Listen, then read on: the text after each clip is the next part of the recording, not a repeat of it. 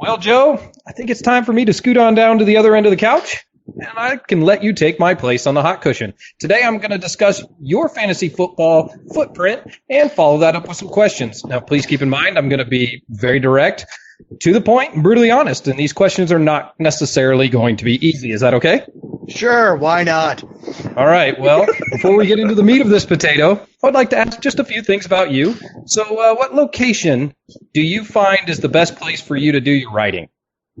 That's a great. My first books were actually written while my oldest daughter, who's now 10, while she napped, and when I was on the subway train, the train from New Jersey into New York. So that's when my first couple books were written. So wherever I could get a free minute, but now I have a nice office where I write. So I write at my desk, and that's where I write. Period. That's it. It's the only place, and I leave my work there now. That's actually a really good way to do it. You know, that's one of the things that's tough about COVID and people working from home. It's really hard to shut it off, right? I mean, it's hard to. I always worked from home, so for me, this was just like normal. Right? Like, I barely go out anyway, unfortunately. I had no time, so it's like, like the only difference, I can't go to the movies or a restaurant. That's about it. So, but getting better finally. Well, I just heard some New Jersey and New York. Whereabouts do you live in this world? Well, I'm from Brooklyn, but I live in New Jersey, and I lived in Philly for a while, and lived in England for a short period of time too for school. So I've been around. I've been around the block or two, but in New Jersey right now, and it's nice here. This is this is as nice as it gets in New Jersey here. You get a couple nice months of summer, you got some pool weather, and then it goes back to being miserable and cold by the time we get to like October. Tropical storm here and there. Oh, it's brutal today. Brutal. It rained all day. It was crazy. Yeah, Richard's up in your neck of the woods as well. 3 inches of rain today. Forget it. It's crazy. So obviously you've been playing fantasy football a long time. Have you ever co-owned a team and had a negative experience with that co-owner? Ooh, that's a great question. I like that question. I have. I've never had a negative experience because I'm very careful who the people are that I would team up with. And the only person that I'm co-owning a team with right now is Scott Bogman, who's I think a football genius. He's a great college guy too, and we're doing a Dynasty, that 32-team league I was telling you about from the football diehards. So we're doing that league together because he's the IDP wizard. I like IDP. He writes IDP for me, so I'd rather do that league with him. So, and we see things the same way too. We're very simpatico. He's my Black Book podcast co-host, one of them. So, so I'm real picky. I tend to do them on my own, and I tend to be a big whore for Superflex leagues. I am the Superflex guy. Also the reigning, defending, undisputed Superflex Flex League champion, I might add. Just, I don't have the belt yet because we're supposed to get the belt at the draft this year. And I told Seal, you better mail me that damn belt. And it's like 3 weeks now. I'm still waiting for it. I'm going to have to call him and yell at him. Those belts are the best, by the way. I just want the belt. That's it. And I wanted so much. I told Jake, I was like, I'm going to make you raise my hand at the draft this year, too.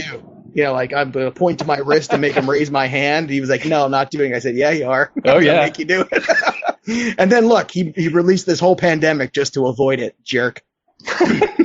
Well, Jared and I have co-owned a team. Right now we don't have any problems, but it's nice because he still brings me flowers and candy and tells me I'm pretty. Oh, look at that. And you are, so. All right, so I'm a beer guy and it's summer. So what is your favorite beer to drink in these muggy months? It's funny. I'm fine with the beer. I'll drink anything.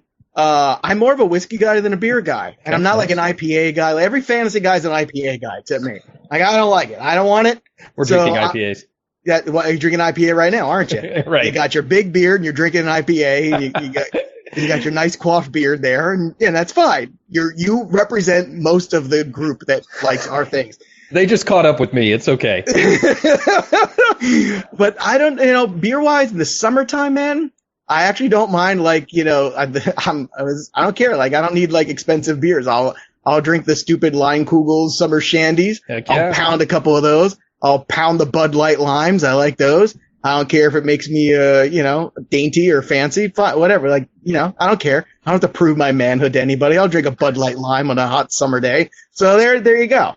So I have whiskey at night. That's when I'll spend more money on the whiskey. Oh, the whiskey's great. So whiskey and cigars, yeah. So you a particular type of bourbon, a Scotch, Canadian? I'm good with any of it. No, I any of it. Actually, I had this thing, 1792 it was, that the Welsh turned me onto. It was spectacular. That was really good. That's what we bought drank last summer. So I haven't, with COVID, we have had less parties. So now there's now it's like you're just kind of drinking alone. It's kind of sad. Right. My buddy on my hockey team decided he was going to get his wife pregnant a second time. So he said, we got frisky, so come drink whiskey. And he threw a baby shower for the second baby where they were supposed to bring toilet paper. But I did. I brought my version of toilet paper because we did natural diapers, the cloth diapers. And so I told my wife the only way I'm changing one of those is if I have a garden hose. And I'm going to take that kid, I'm going to hang her up by her foot, and I'm going to spray that. And so I brought him a garden hose and a sprayer, and that was. Dude, I don't know how people do that. I sorry, that's got to be disposed of. I did it for years, man. 10 years, 2 kids, 2 daughters, and I was the stay-at-home dad while doing all this stuff. So I was taking care of the kids and writing and teaching in New York on the side until I could eventually just do fantasy stuff and No, cloth. How do people do this to themselves? I don't know how people had kids in the 1800s and things what the hell? How do people live this way? Just go out in the woods. Tell me when you're clean. It's terrible. The whole house must just constantly just smell just awful. I can't even fathom what that's like. Jeremy's got no idea what we're talking about. I can tell from the look at his face. I was going to say, you should have seen the way they built Dynasty rosters back then, too. I have no idea what they were doing. Yeah, I want to do psychology stuff on Jeremy. Jeremy, what was your mother like? Loving, supportive. Oh, I'm sorry. All right. My final introduction question. What is your favorite thing about fantasy baseball? About fantasy baseball? It's funny. Fantasy baseball was my first love in baseball. I was a baseball player for many years. But as I've gotten older, the grind has really, really killed it for me. The 162 game grind has been tough. And I don't have the same joy. I'm actually looking forward to the 60-game season. The COVID season was perfect for you. Dude, I've been saying, I went on Sleeper in the Bus, my buddy Spore, and I was like, here's how you fix baseball. Ready? You 100-game regular season, All-Star break, 60-game tournament in September to get to the World Series, play the World Series first week of October, boom, done. And then we're on to football. And it would be great because you have that point in the season of baseball where it's August, there's no sports, kids are home from school, they're up late, they can do whatever they want, they can stay up and watch all these games, and every August, what does everybody watch? The Little League World Series. Why? Because it's a baseball tournament, it's fun, and it's exciting, and now the games matter. And that's, baseball will be great that way, but what the hell is the question about fantasy baseball? My favorite thing about fantasy baseball is there is a certain beauty in the stat lines, especially players who play to their mean so often. I love when you get a guy like a Jose Abreu, who you look at all of his split stats and everything, and he's just a great hitter across the board.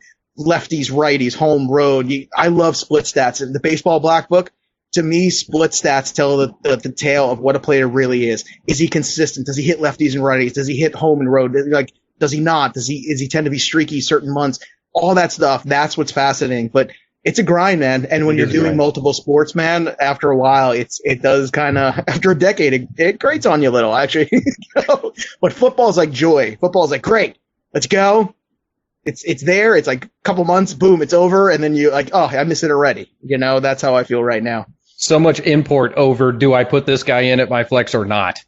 That one decision once a week is so huge. Yeah, and I do a lot of DFS shows, and I do a lot of DFS coverage, and I like to play too. And that's always the worst is the smart mind, like all of us here, we're pretty smart. We pay attention to what's going on. Sometimes you sit there and the idle hands, you end up in the last minute making changes to things you shouldn't make changes to, that your instincts are right in the first place. You should just leave things alone. That's the worst. So, and I'm definitely the king of doing that, and I'm so annoyed when I do. I actually wrote myself a Post-it note last year. I would get back from doing the show at the Meadowlands, and I'd come back right after the pregame, and it was a note on my desk that said, "Don't touch your lineups." You idiot. Well, we all need to get reminded sometimes, That's why we get married usually. I'm divorced now, so I got to remind myself. Well, you still got that reminder, whether it goes away or not, whether it's further away or not, that reminder is always there. That's right. That's right. All right. Now it's time for my truly hard-hitting analysis and drama-laden questions. Are you ready? I'm ready. Let's go. Question number 1. Albert Einstein created the theory of relativity during the early 1900s. This was actually a combination of 2 theories known as special relativity and general relativity. During the same time period, the Model T Ford was released for sale to the general public. I believe it is special to own one of these, although I do not, so that is just a theory. What is the relative position value of Jared Cook in standard scoring formats? Oh man, just Jared Cook off the top of my head in standard scoring. And you can see I'm not looking at anything. I'm actually looking up because I don't even want to reference it. Standard scoring That's where your Jared Cook. sticky notes are. I want to say, is he like is he a -4? -11. -11. Okay, he's a little bit lower down than standard. Okay. Yeah. Gotcha. Yeah, he's -8, I believe, in All right. half point and regular PPR. I like Cook, so I never want to hit him as hard as RPV does. Right. Jeremy loves him too. Well, you know what? There was a perfect example last year. Nobody liked the board of tight ends if you didn't want to pay. I had all like Jared Cook was my guy because I was like, he's going to score touchdowns because that offense scores touchdowns, right? So screw it.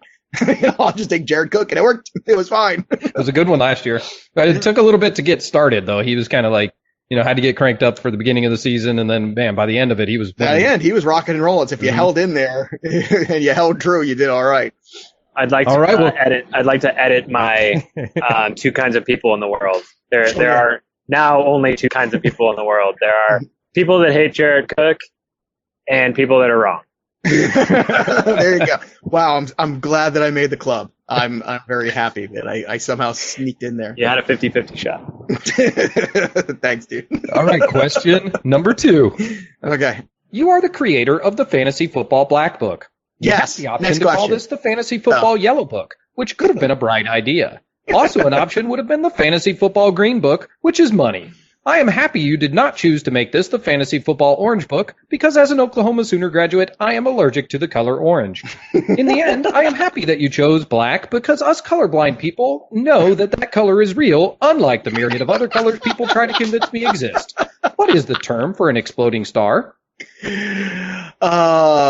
Exploding star, like the remnants is a red dwarf, isn't it?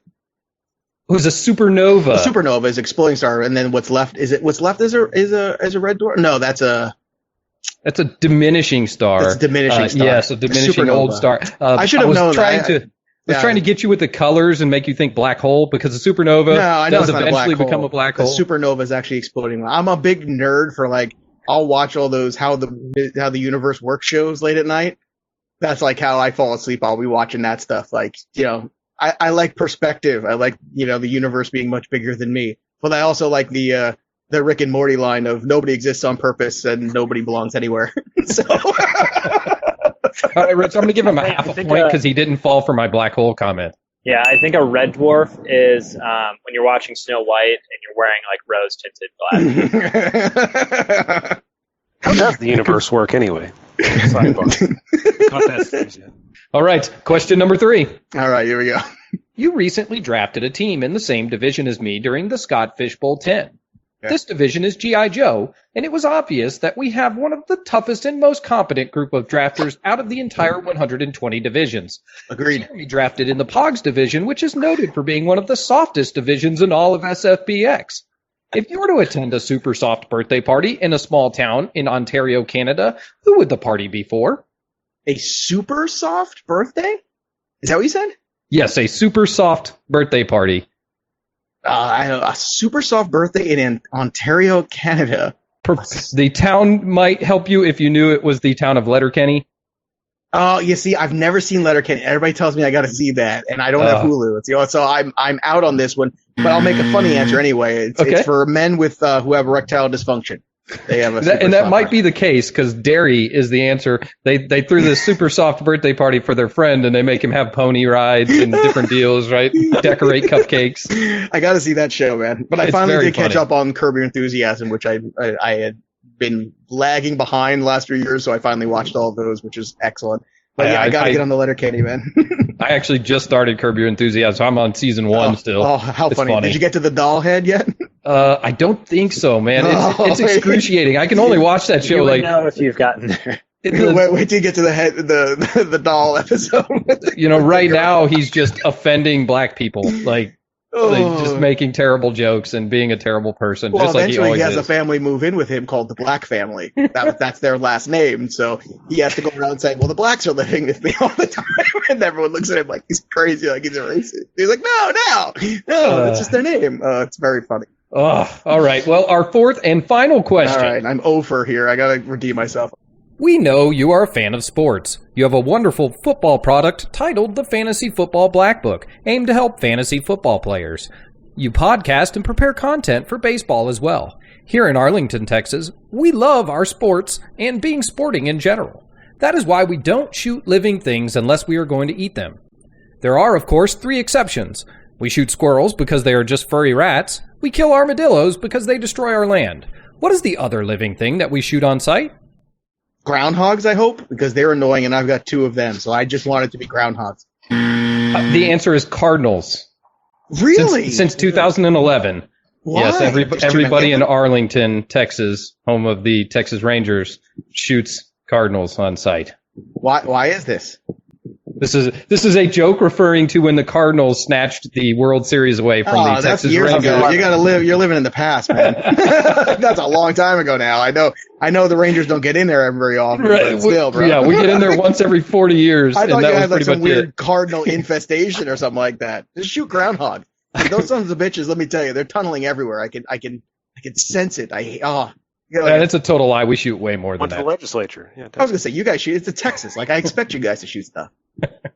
So Thank you, Nelson Cruz. You are my hero for Nelson, I hate forgetting you. how to jump. Well, he didn't ever learn how to jump. He just forgot how to walk back 2 more steps. That'll do it. Yeah. That was my thank you for 21st your birthday. time on the hot cushion. I appreciate your candid and truthful answers and my insightful and hard-hitting analysis.